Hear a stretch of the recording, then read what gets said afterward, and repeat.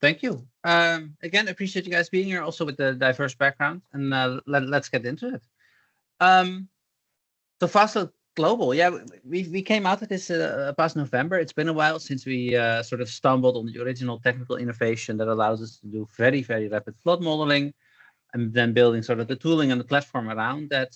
We focus at the moment very heavily on adaptation. One of the main reasons being traditionally flood modeling is quite a slow, laborious task. And often you see that in many fields, for that reason, static pre-computed maps are there for reference. Think of construction projects. You want to see what kind of local adaptation can I do. You look at static pre-computed maps, but then you don't really analyze what's going to happen with the changes that I'm making.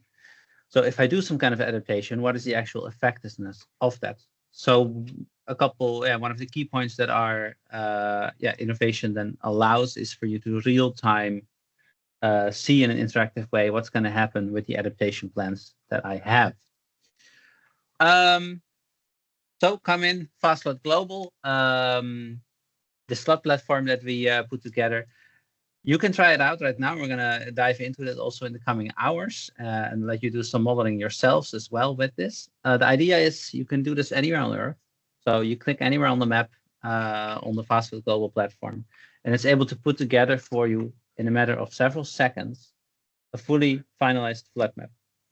And because it's that fast, you can also start to input adaptation scenarios, new levee systems, alternative drainage system, nature-based solutions, forestation, etc., and see what's going to happen as a result of that in terms of my flood maps and my final flood risk.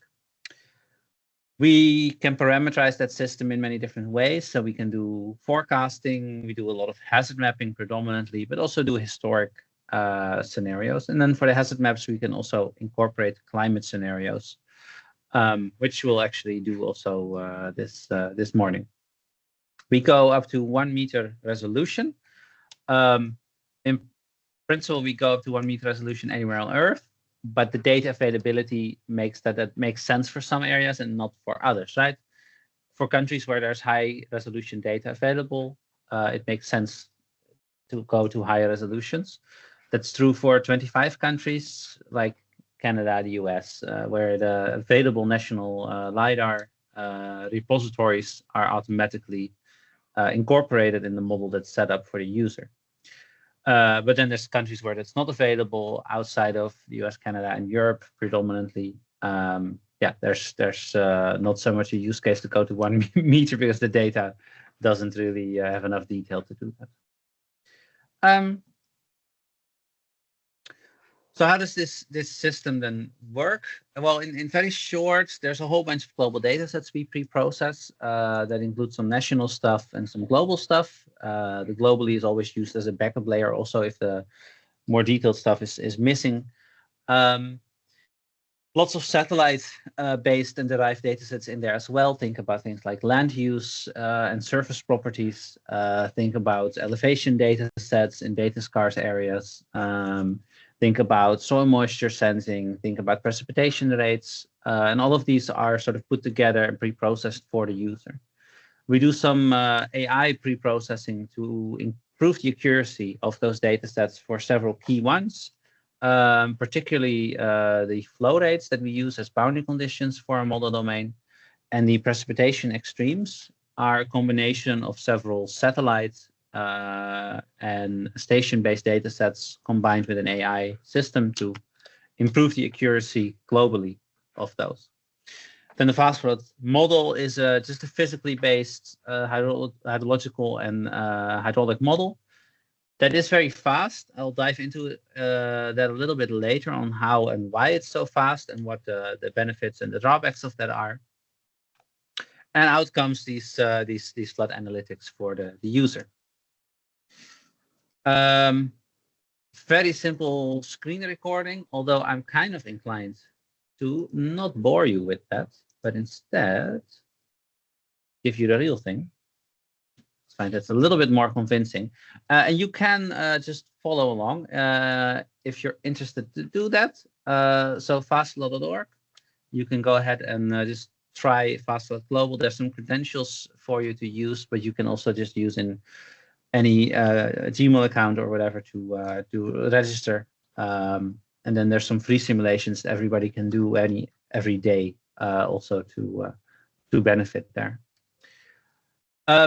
Like I said, pick your spot. Select the scenario that you're interested in. There's some easy default scenarios, and you can customize things if you want. Oh, let me log in. I used my free simulations for today already. And the system puts together all of these data layers that I mentioned: national elevation data, river data sets at the national level.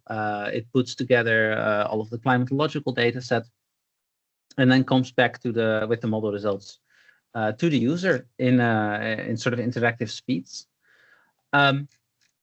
This is really for flood modeling quite a fast time spent to do this, and it also means we can start to do adaptation scenarios in this, right?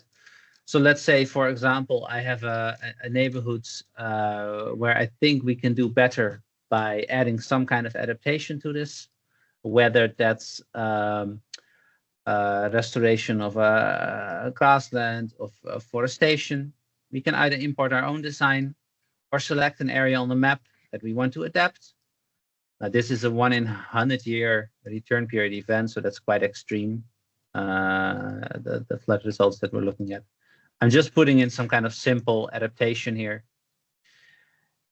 I'll rerun the simulation with those changes that we've done.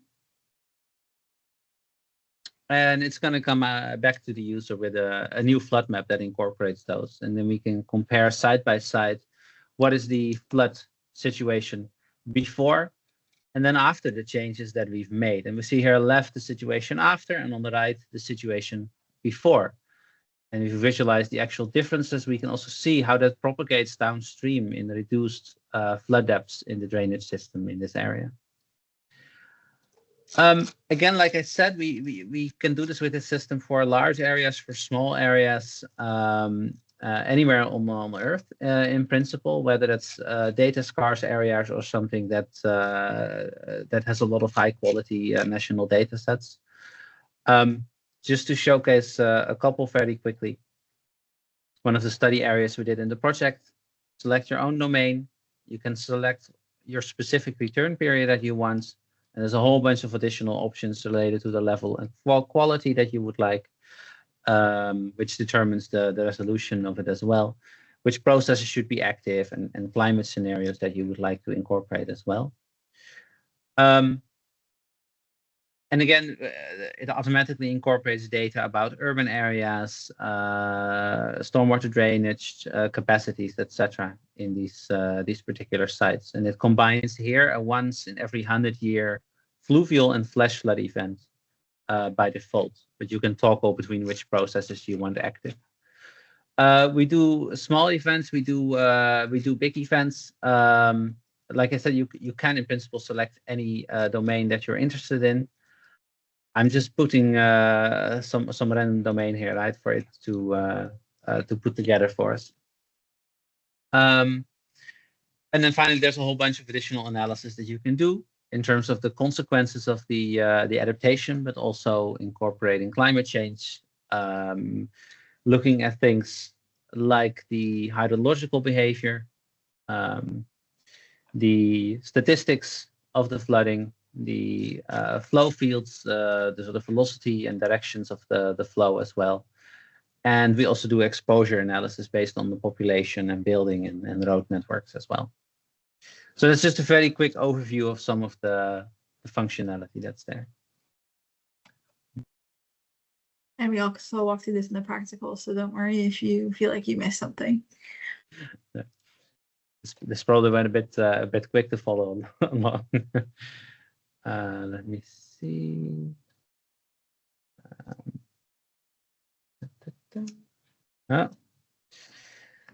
Yeah, so the philosophy is a little bit instant flood info anywhere on Earth, and then you can add adaptation and get in real time some feedback on what those designs might do in terms of the corresponding flood risk that comes out of that.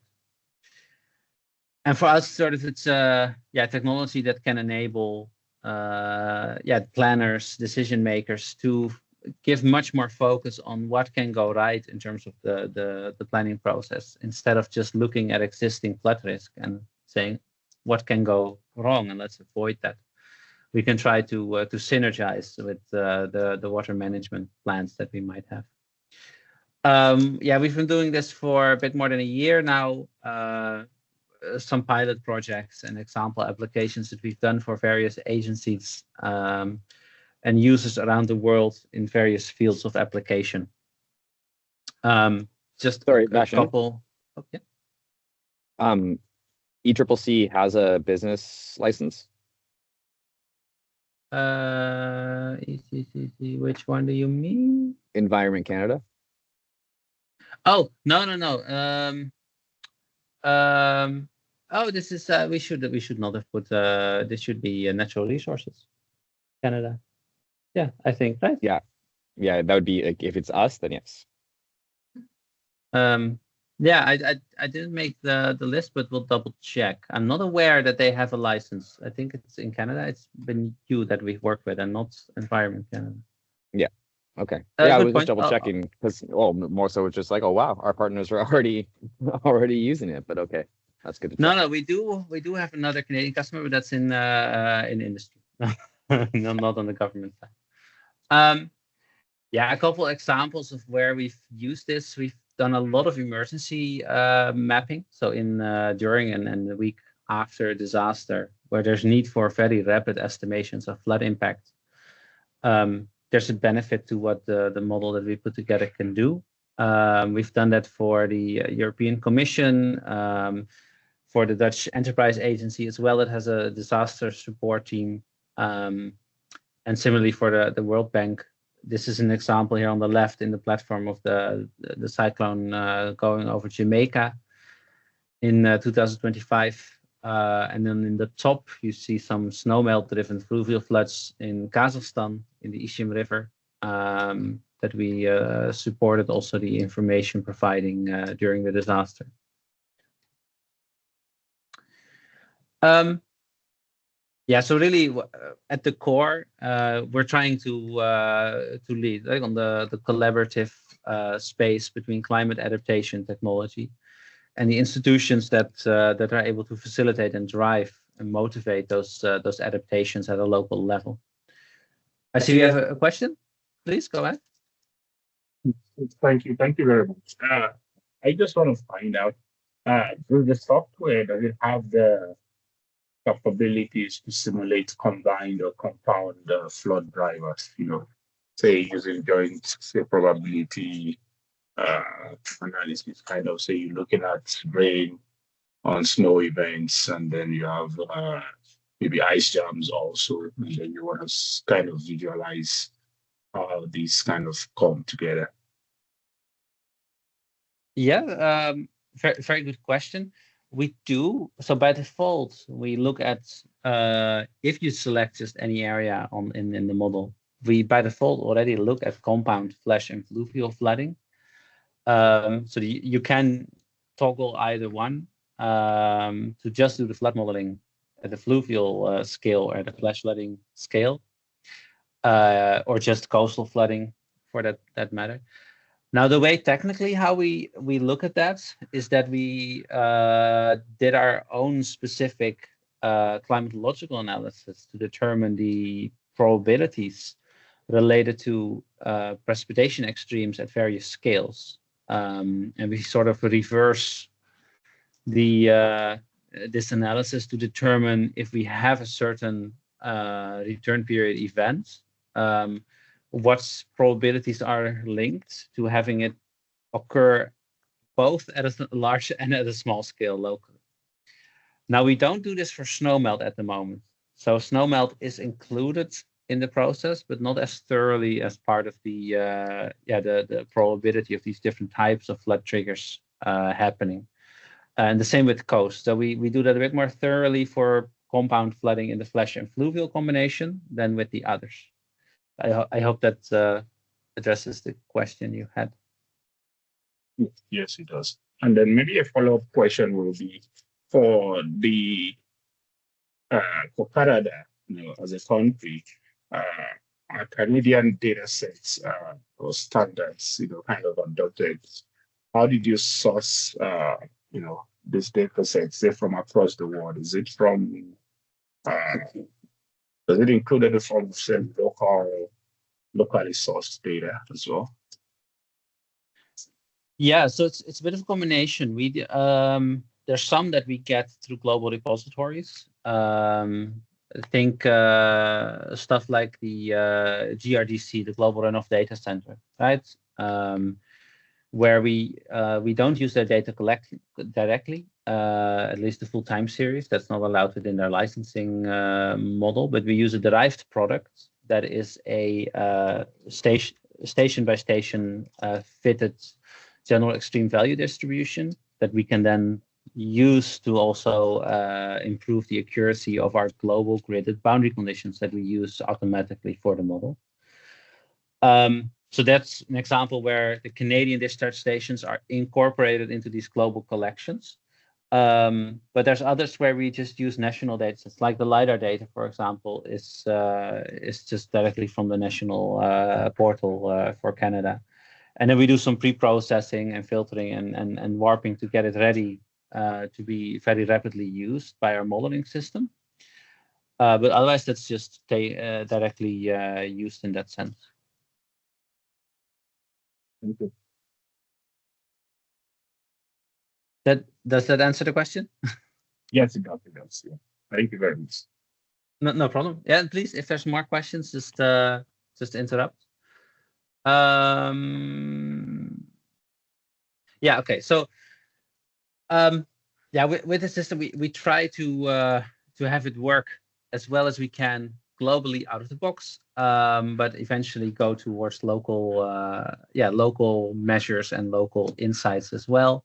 So there's a whole bunch of information that we're going to get into that you can get from the model in terms of rivers and discharge and exposure as well, either in a gridded way or in administrative units or at a building level, to facilitate making the information acquisition around flood data also easier for our users. We do also use this for forecasting.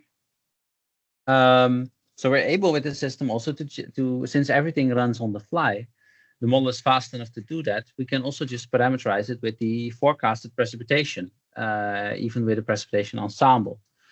So we can do that globally. And whatever area the user selects, we can set it up, run it, and in several seconds get back a more detailed flood map. And we use that ourselves also in the emergency context that we're doing often.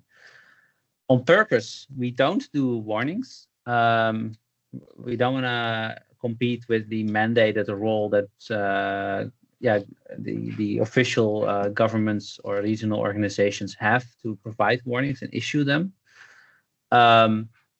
We don't feel that's necessarily the right place to be for a company. Instead, we're much more looking to partner with national and regional agencies to see if an implementation of this technology could help improve early warning system and provide an additional spatial high detail layer to flood and flash flood early warnings. So we provide the information on our platform. Sure, you can do a forecast, anybody can, but we don't give warnings or issue warning labels around that. There's lots of built-in support for scenarios related to climate change as well. Part of the whole mission to assist around climate adaptation. Again, there we focus on the global coverage. We might at some point do more detailed or do an incorporation also of national scale climate scenarios. But for now, we're using the NASA downscaled CMAP6 climate model ensemble. So a 20-member ensemble of global circulation models between the year 2000 and 2100.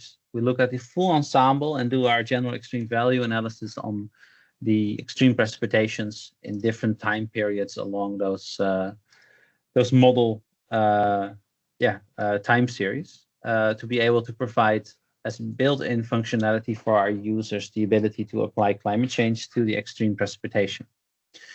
I'll get a bit into this later on the benefits of the way that we do this. To summarize a little bit how then it all works and is put together, right? There's a whole bunch of categories of data that we pre-process and put together for the users, although you can also load your own if you want. It all feeds this into the model, which is predominantly physically based flow and hydrological tool. It does the flood simulations, potentially calibrated on observational data.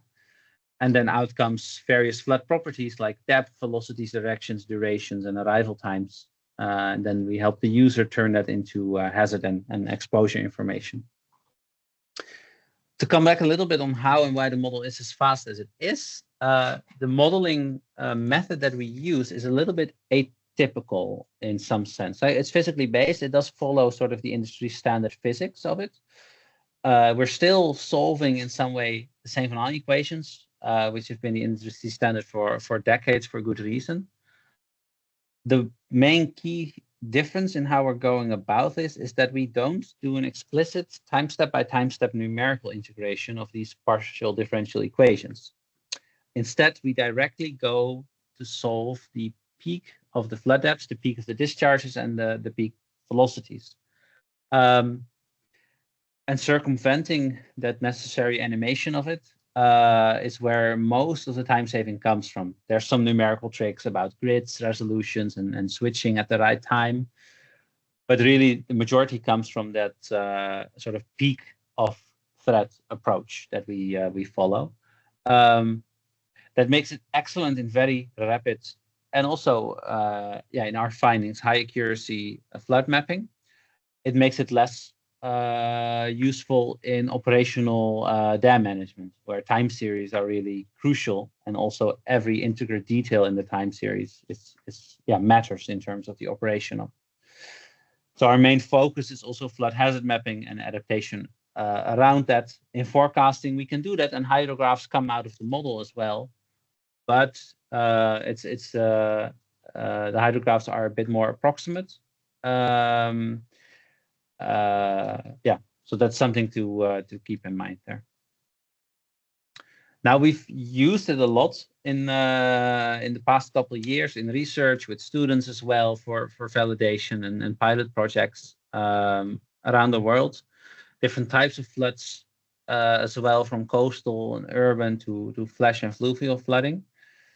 I'll show a couple applications that we've done. This is this example in Kazakhstan. You see on the right the observed flood extent from Sentinel-2 imagery obtained during the peak of the flood. Within red, the detected outlines. And then on the left, you see the FastFlood model output with the same red outlines shown there for this, this predicted flood extent around that region. This is some of the results we had comparing with HECRA's reference simulations in Quint West during this pilot projects we did for Natural Resources Canada. And what you see here is the 50-year and 200-year return periods simulation scenarios. And then in blue, you see the FastFlood output around it. Some of the main key takeaways there were basically what we found earlier as well, with some interesting new additions, was we get to very similar quality as the traditional models, right? It's more about the data and if you set it up in the right way. And there were some improvements that we made along the way in terms of the automated setup that we do for the models. And in some cases, calibration is still something that makes a difference, right? We cannot guarantee sort of the highest level of quality out of the box. That's still a challenge that requires some additional effort in terms of the right training for these models at a global scale to be able to guarantee that. But yeah, in summary, we do get at the moment around a 15,000 times faster flood model output, allowing for all that interactivity and adaptation interactions within that system. And And then a bit more on the emergency side of things. Very recently, we did a mapping in Maputo, the capital of Mozambique. And then satellite imagery came in a day later, where they purchased just the bottom left side that you see here of the flood impact. The satellite flies over and it observes the fluvial flooding at its peak. So all of the smaller streams that are in the model are not observed by the satellite. Of course, the satellite's too late in passing over the area for it to observe those. But otherwise, we were really happy with the match on the fluvial extent that we saw there. And even at a large scale, right? This is 2025. The floods in Sri Lanka in late October, early November, that happened last year. And again, that outlined the observed flood extent, but then with the flood model output from FastFlood there as well. Yeah, we'll get to some of the data stuff later. I think in terms of timing, it's high time to get you to try this modeling out and see what you find. So I'm going to skip some of the data stuff. We'll get back to this later. For now, any questions on sort of the general model introduction before we dive into having you test some of this modeling yourself?